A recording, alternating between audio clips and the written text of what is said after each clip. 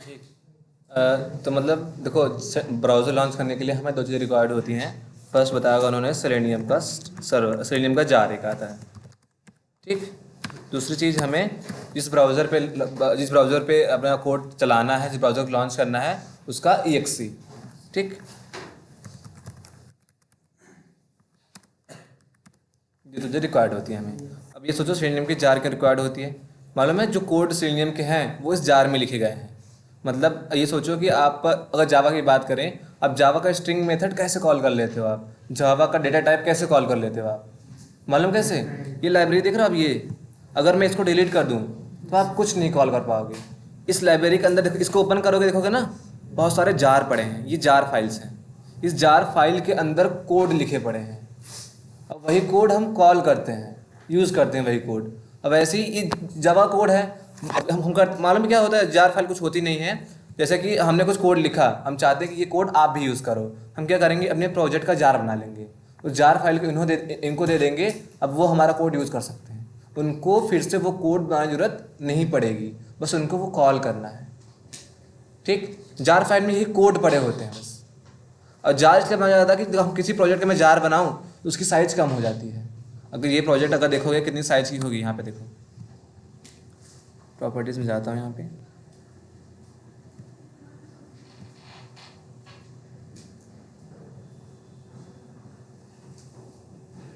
Size कैसे check करेंगे? Details में, प्रॉपर्टीज़ की साइज़ देखो इतनी KB है ना। अगर तुम इसको जार, कोई फाइल ऐसी है जिसकी साइज़ बहुत ज़्यादा है, तुम उसको जार बना दो, उसकी साइज़ कम हो जाती है। ठीक। तो सेलेनियम मैंने रखा क्या गया, सेलेनियम वाले जार में कुछ कोड रखे हैं, वही कोड हमें यूज़ करने हैं बस, और कुछ नहीं है। ठीक। तो उसको डाउनलोड करने के लिए आपको सिंपली वही गूगल पे जाना है, सर्च करना सिंपली। देखो यहाँ पे उन्होंने डाउनलोड किया था, सेलेनियम स्टैंडअलोन जार डाउनलोड, ये। ठीक। जाओ यहाँ पे, पहला वाला लिंक पे क्लिक कर देना। सॉरी, ये वाला नहीं था, मैंने कौन सा किया था, उससे भी हो जाता है, ये वाला था। ठीक। इसको ओपन कर लेना। यहाँ पे नीचे जाओगे, यहाँ पे होगा सेलेनियम सर्वर स्टैंडअलोन, लास्ट वाला वर्जन, अपडेटेड वाला 3.5.3 वाला। इस पर क्लिक कर दोगे, ये डाउनलोड हो जाएगा।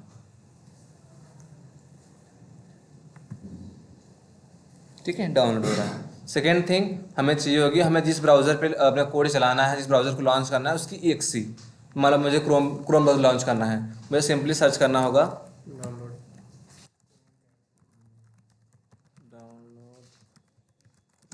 Driver EXE। ठीक। इस पे जाओ, पहले वाले पे। अब याद रखना, जब भी क्रोम ड्राइवर की EXE डाउनलोड करने जाना, पहले तुम अपने ब्राउज़र का वर्जन चेक कर लेना। वो कैसे चेक होता है? वो ट्रिपल डॉट पे जाना अपने ब्राउज़र के, यहाँ पे अबाउट, यहाँ पे होगा हेल्प में अबाउट गूगल क्रोम पे क्लिक करोगे। यहाँ पे तुम्हारे वर्जन पे क्या जा रहा है, 108, 108। यही वर्जन का हमें EXE का ना डाउनलोड करना होगा। अगर आपने मान लो यहाँ पे 108 है और आपने 107 डाउनलोड कर लिया, आप कोड चला रहे हो, कोड नहीं चलेगा, क्योंकि आप बता रहे हो कि यार आपके क्या कहते हैं कि आपका करंट ब्राउज़र है, उसका वर्जन ये है, आप पुराना वर्जन उसको दे रहे हो कोड वाले को, वो एक्सेप्ट नहीं करेगा इसको। मतलब आपके क्रोम ड्राइवर की EXE और ये आपका ब्राउज़र का वर्जन दोनों सेम होना चाहिए। तो यहाँ पे 108 है, टच वाला है ये। तो जाना यहाँ पे, जो वेबसाइट सर्च किया था हमने, यहाँ पे जाओ, 108 वाला ना, यहाँ पे देखो है ये वाला। ठीक। इस पर क्लिक कर दोगे, डाउनलोड हो जाएगा।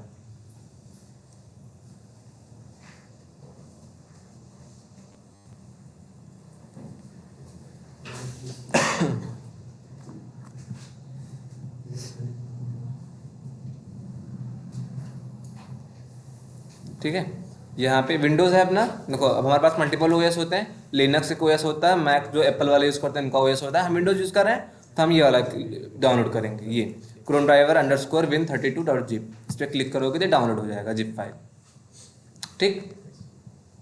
अब आना है हमें जहाँ डाउनलोड हुआ है हमारा, इसमें आना है एक्सप्लोरर के अंदर, यहाँ पे डाउनलोड्स में गया होगा ये। ठीक। यहाँ पे एक आ गया, अपने जार फाइल आ गई यहाँ पे, इसे कॉपी कर लो और आओ अपने जहाँ कोड अपने प्रोजेक्ट पे जाओ, यहाँ पे एक फ़ोल्डर बना लो पहले। फ़ोल्डर कैसे बनता है? प्रोजेक्ट पे राइट क्लिक करना, न्यू पे जाना और यहाँ पे फोल्डर, एक जार नाम का फोल्डर बनाते हैं अपन। जार वाले फोल्डर के अंदर रखते हैं सेलेनियम वाला, ठीक। सेलेनियम वाला जार वाले फोल्डर के अंदर रखेंगे।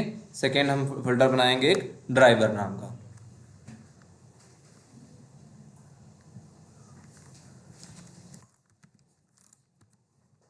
ठीक। इस ड्राइवर के अंदर अब देखो क्रोम ड्राइवर की ये वाली है ना, ये हमारी कौन सी एक्सटेंशन का जिप फाइल थी। जिप फाइल को हमेशा हमें एक्सट्रैक्ट करना पड़ता है। जिप फाइल है, राइट क्लिक करना है इस पर, एक्सट्रैक्ट हियर लिखा है, इस पर क्लिक कर देना, ये एक्सट्रैक्ट हो जाएगा। और कहीं इसका फोल्डर बन गया होगा नीचे, कहाँ बना होगा यार, एक्सट्रैक्ट फाइल्स कहाँ, ये बनाना चाहता हूँ मैं, अगर नीचे बन गया, ठीक। इसे ओपन कर लेना, ये जो आया ना इसे कॉपी कर लेना और इसको ड्राइवर वाले फोल्डर के अंदर पेस्ट कर देना, ठीक। जो हमारी जार फाइल थी ना, उस जार फाइल पे जाना, वहाँ पे राइट क्लिक करना और यहाँ पे एक तुम्हें मिलेगा बिल्ड पाथ और यहाँ पे क्लिक करना है ऐड टू बिल्ड पाथ, ठीक। अब आप स्ट्रीम का कोड यूज़ कर सकते हो। उसके लिए हमें क्या करना पड़ता है, देखो अगर ब्राउज़र लॉन्च करना है, सबसे पहली लाइन क्या होनी चाहिए, एक हमारे पास जावा में क्लास है, सिस्टम जावा की क्लास, याद रखना, ये पैकेज का नाम है java.lang, ठीक। इसके पास डॉट करो कौन से मेथड आएंगे, स्टैटिक मेथड आएंगे, सीधी सी बात, class name dot static method आते हैं। डॉट करो मेथड आएगा सेट प्रॉपर्टी नाम का एक, ठीक। और देखो पैरामीटराइज मेथड है, पैरामीटर में 2 पैरामीटर लेता है। फर्स्ट दोनों स्ट्रिंग टाइप का लेता है। फर्स्ट में क्या मांग रहा है, की नेम। अगर देखो अगर आप ब्राउज़र लॉन्च करना चाहते हो क्रोम वाला, तो आपके ब्राउज़र की होगी web driver dot Chrome dot driver. अगर यही आप लॉन्च करना चाहते हो फायरफॉक्स, तो आपका की नेम क्या होगा मालूम है, वेब ड्राइवर डॉट गीको। गीको फायरफॉक्स के लिए गीको चलता है।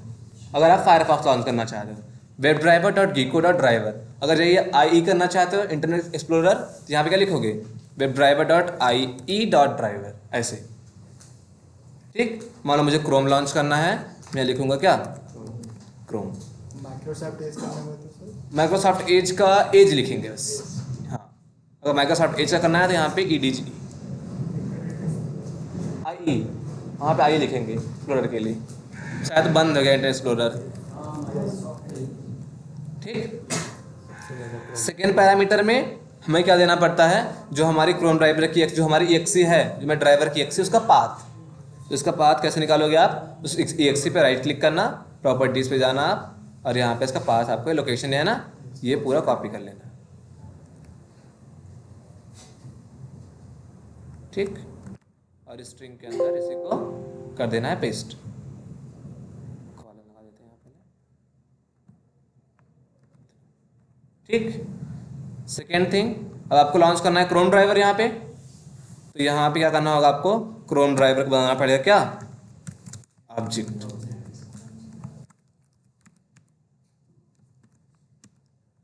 इसको इंपोर्ट कर लो माउस ओवर करके। इंपोर्ट करने का शॉर्टकट की देखो क्या है, Ctrl+Shift+O, ठीक। Ctrl+Shift+O इंपोर्ट करने का शॉर्टकट की। फिर इसको एक रेफरेंस वेरिएबल में होल्ड करा लो, नाम रख देते हैं इसका ड्राइवर, ऐसे। अब इतना कोड आप रन करोगे, ब्राउजर आपका लॉन्च हो जाएगा।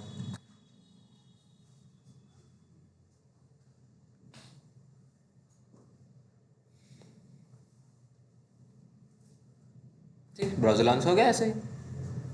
अगर आपको URL हिट करना है तो देखो इसके पास मेथड है ड्राइवर डॉट गेट। गेट के अंदर जो भी आपको ओपन करना है उसका URL दे दो आप। मुझे मान लो फ्लिपकार्ट ओपन करना है तो मैं फ्लिपकार्ट दे दूंगा, http://flipkart.com। इतना। अब मैं कोड रन करूंगा तो मेरा फ्लिपकार्ट ओपन हो जाएगा ब्राउज़र में।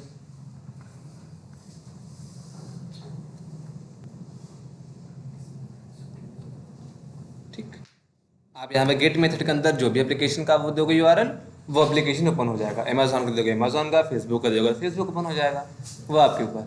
ठीक, अब ये सोचो कि ये क्रोम ड्राइवर का ऑब्जेक्ट बनाते हुए ब्राउज़र कैसे लॉन्च हो गया। मतलब ऐसा क्यों हुआ? अब ये सोचो कि जावा में तुमने ऐसा कौन सा कंसेप्ट पढ़ा था कि अगर मेरा ऑब्जेक्ट रन होगा तो पीछे और कुछ भी रन होगा?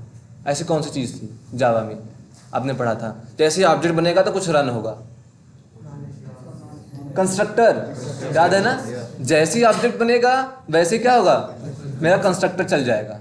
तो ऐसे हुआ क्या होगा, इस क्रोम ड्राइवर के पास एक कंस्ट्रक्टर होगा, उस कंस्ट्रक्टर में ब्राउज़र लॉन्च करने का कोड लिखा गया होगा कि ब्राउज़र जाके इन्वोक कर दे, स्टार्ट कर दे, ब्राउज़र लॉन्च कर दे, तभी ब्राउज़र लॉन्च हो रहा है। ऐसा नहीं होगा। अब ऐसा कोई कंसेप्ट तो है नहीं जावा में कंस्ट्रक्टर के अलावा कि ब्राउज़र लॉन्च, अरे ऑब्जेक्ट बनाते, ऑब्जेक्ट रन करते ही कुछ लॉन्च हो जाए, कुछ चल जाए कोड। ऐसा कंसेप्ट कुछ है नहीं। बस कंस्ट्रक्टर वाला ही एक ऐसा कंसेप्ट है कि ब्राउज़र अरे क्या कहते हैं कि अपना ये ऑब्जेक्ट बनेगा तुरंत क्या होगा, वो कंस्ट्रक्टर रन हो जाएगा। तो ये क्या, इसके यहाँ क्या होगा, क्रोम ड्राइवर के पास कंस्ट्रक्टर होगा, बैकएंड में वही कंस्ट्रक्टर क्या हो रहा है, वो चल रहा है, तभी ब्राउज़र मेरा लॉन्च हो रहा है। ठीक। और ऑब्जेक्ट बनाने का मेरा एक और मोटिव था, इसके पास जितने भी मेथड है वो नॉन स्टैटिक मेथड है। ये गेट मेथड देखो नॉन स्टैटिक मेथड है।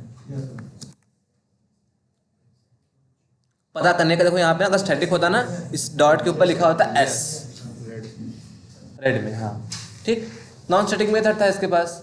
अब यहाँ पे ब्राउज़र ओपन हो गया, ठीक, यही तो था बस। देखो कोड, अब ये कोड कैसे आ रहा है मालूम है? अगर मैं इसको डिलीट कर दूं अभी तब ये कोड नहीं आएगा, क्योंकि ये क्रोम ड्राइवर का कोड इसी सेलेनियम सर्वर स्टैंडअलोन के जार में लिखा गया है, वही हम यहाँ यूज़ कर रहे हैं। गेट ऑलरेडी उसके पास पड़ा है। गेट किसके पास? मतलब उसके पास मतलब गेट ऑलरेडी मेथड उसमें है। हाँ, क्रोम ड्राइवर एक क्लास है, देखो आप ऑब्जेक्ट तभी बना उसका। अब क्रोम ड्राइवर के अंदर एक नॉन स्टैटिक मेथड होगा गेट, वही हम यूज़ कर रहे हैं। सर हर प्रोजेक्ट में बनाना पड़ेगा इसे? हाँ, गेट को नहीं जैसे आपको अब एप्लीकेशन ओपन करोगे, एप्लीकेशन ब्राउजर ऑन करके क्या करोगे आप, कोई एप्लीकेशन ओपन करोगे ना, कोई एप्लीकेशन चलाओगे ना आप, तो गेट यूज़ करना ही पड़ेगा हमें ना। क्लास बनाया ना मैंने यहाँ पे यार। अब देखो, अब हम सेलेनियम पढ़ रहे हैं ना, सेलेनियम में अक्सर चीज़ें हमें बनानी नहीं पड़ेंगी, हमें कॉल करनी पड़ेंगी बस। सेलेनियम में हमें, क्योंकि सब बने बनाए रखा है, अब सब बने बनाए रखा है यहाँ पे देखो सेलेनियम को, बस यही ये। और एक चीज़ याद रखना मन में कि इसका कभी बिल्ड पाथ मत करना, क्रोम ड्राइवर एक्सी का। ये नहीं कि राइट क्लिक करके इसको भी यहाँ पे बिल्ड पाथ में ऐड टू बिल्ड पाथ कर दो, नहीं, हमेशा बिल्ड पाथ किसका होता है, जार फाइल का, जिसका एक्सटेंशन लास्ट में क्या हो, डॉट जार। अब ये बताओ क्रोम ड्राइवर डॉट जार है, डॉट ई है, जो भी जार फाइल होंगी बस उसी का बिल्ड पाथ होगा। बिल्ड पाथ हम इसीलिए करते हैं, हम बता दें कि सेलेनियम को कि हमारे पास ये इसकी लाइब्रेरी ऐड करने के लिए। अब देखो जैसे मैंने यहाँ ऐड किया, देखो यहाँ पे लाइब्रेरी बन गई, रेफरेंस लाइब्रेरी, उसके अंदर इसका जार आ गया। इसको ओपन करोगे ना, देखो इसके अंदर क्या पैकेजेस पड़े, दिख रहे हो, पैकेज के अंदर क्लासेस पड़ी हैं, देख लो यहीं पे बहुत सारे पैकेज हैं, बहुत सारी क्लास हैं इसके अंदर, दिख रहे हैं इधर।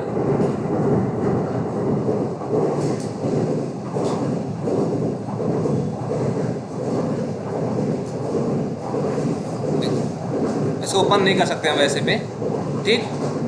बस यही था, मतलब कि ये याद रखना कि हमेशा बिल्ड पाथ किसका होगा, जार फाइल का।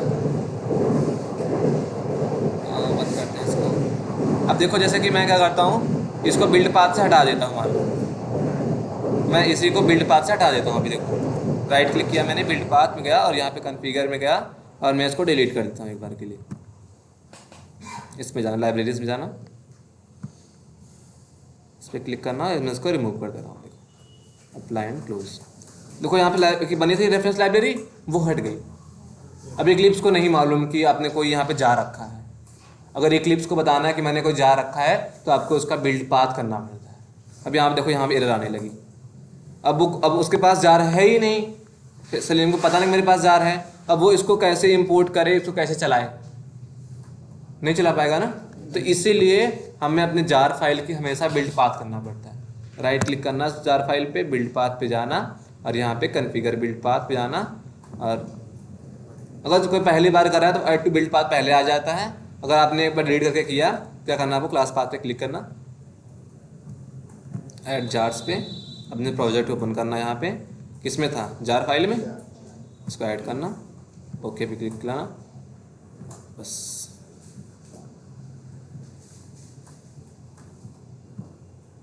अप्लाई नहीं किया क्या मैंने यार, शिट।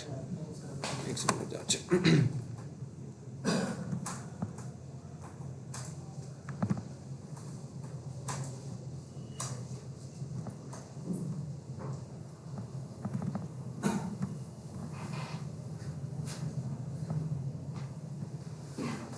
ठीक, प्लान क्लोज हो गया। देखो अब देखो मैंने जैसे ही ऐड किया, अब देखो कैसे पता करो कि वो जार ऐड हो गया है। जैसे ही आप अब बिल्ड पाथ करोगे यहाँ पे एक बुक जैसा बन जाएगा। तो हाँ बुक जैसा बन गया ना, यहाँ पे देखो लाइन कुछ अलग एक्टिविटी हो गई यहाँ पे।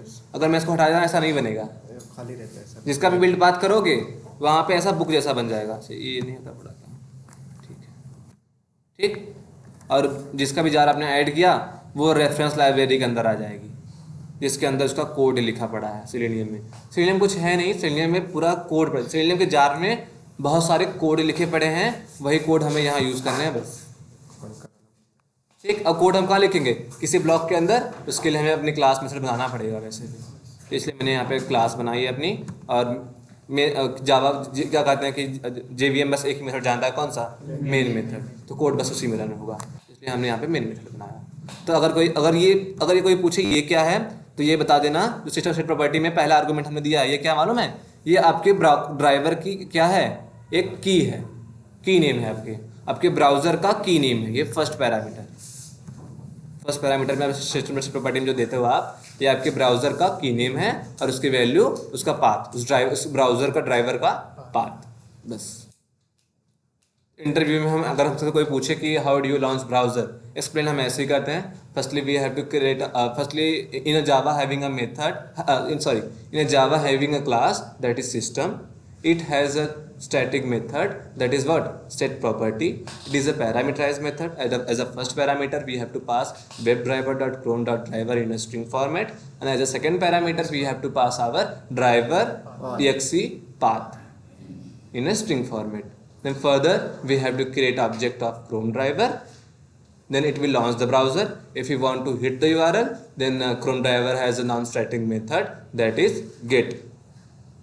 Get is a parameterized method. As a parameter, we have to pass our URL of which application we want to open in a string format.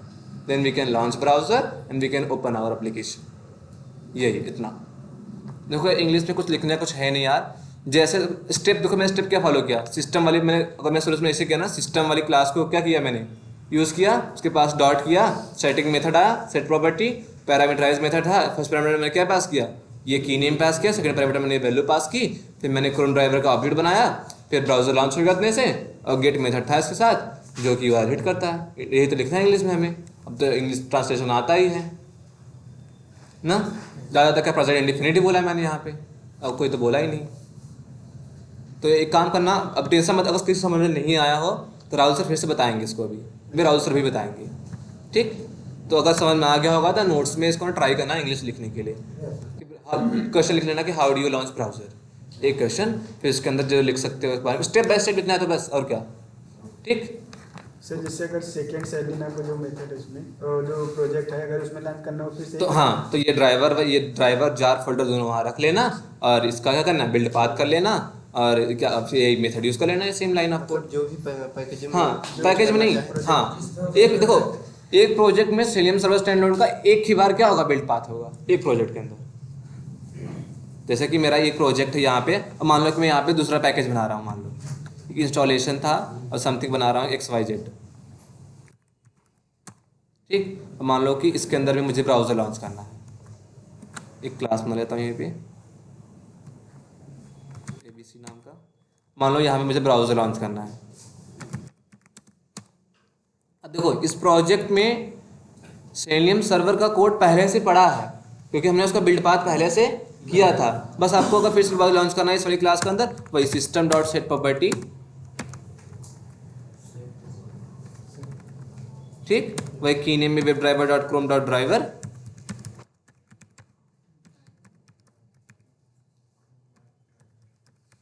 ठीक, और सेकंड में क्या, इसका पाथ। एक प्रोजेक्ट की बात कर रहा हूँ, प्रोजेक्ट में एक ही बार बिल्ड पाथ होगा किसी जार का, ये नहीं कि अलग अलग पैकेज तो फिर से कर दूँ, ऐसा कुछ नहीं।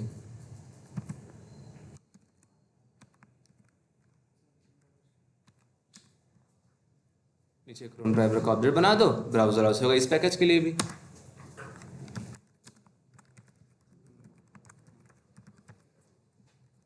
शॉर्टकट की याद रखना, कंट्रोल शिफ्ट हो।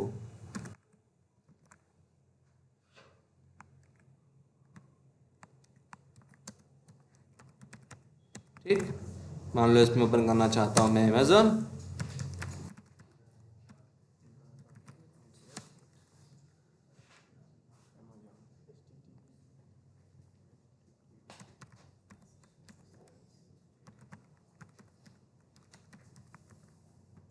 यही ना oh shit,